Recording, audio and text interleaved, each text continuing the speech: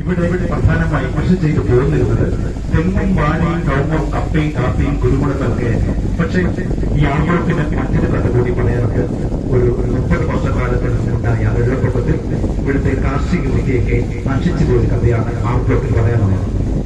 അക്കാലത്ത് ഇവിടുത്തെ ജലസേചന പദ്ധതിയൊക്കെ തകരാറായി അങ്ങനെ ഇവിടുത്തെ കാർഷിക വൃത്തിയൊക്കെ നശിച്ചു പോയിട്ടുണ്ട്. ഒരു കാലത്ത് കേരളത്തിൽ തന്നെ ഏറ്റവും കൂടുതൽ കല്ല് ഉത്പാദിപ്പിക്കുന്ന സ്ഥലമായിരുന്നു നമ്മുടെ നിർമ്മാണത്തിന്റെ ഇടത് ഭാഗത്തായി കാണപ്പെടുന്ന ഈ കാർഷിക പ്രദേശം. ഇന്ന് ഏറ്റവും കൂടുതൽ ചെത്തുകൾ ഉത്പാദിപ്പിക്കപ്പെടുന്നത് പാലക്കാടാണ്. നമുക്കറിയാൻ പറ്റും. ഏകദേശം 10,000-ഓളം വരുന്ന ചെത്ത് തെങ്ങുകളും 10,000-2,000 വരെ വരുന്ന ചെത്ത് തൊഴിലാളികളൊക്കെ ആയിട്ട് ഒരു ഉത്സവ പ്രതീതിയുണ്ടായിരുന്ന സ്ഥലമായിരുന്നു ഈ കാണപ്പെടുന്ന ആർബ്ലോക്ക് എന്ന് പറയുന്ന സ്ഥലം. കൂടാതെ ആ കാണപ്പെടുന്ന കാർഷിക പ്രദേശത്തേക്ക് നമ്മളൊന്ന് ശ്രദ്ധിച്ച് നോക്കുകയാണെന്നുണ്ടെങ്കിൽ നമുക്ക് മറ്റൊരു കാര്യങ്ങൾ മനസ്സിലാക്കും.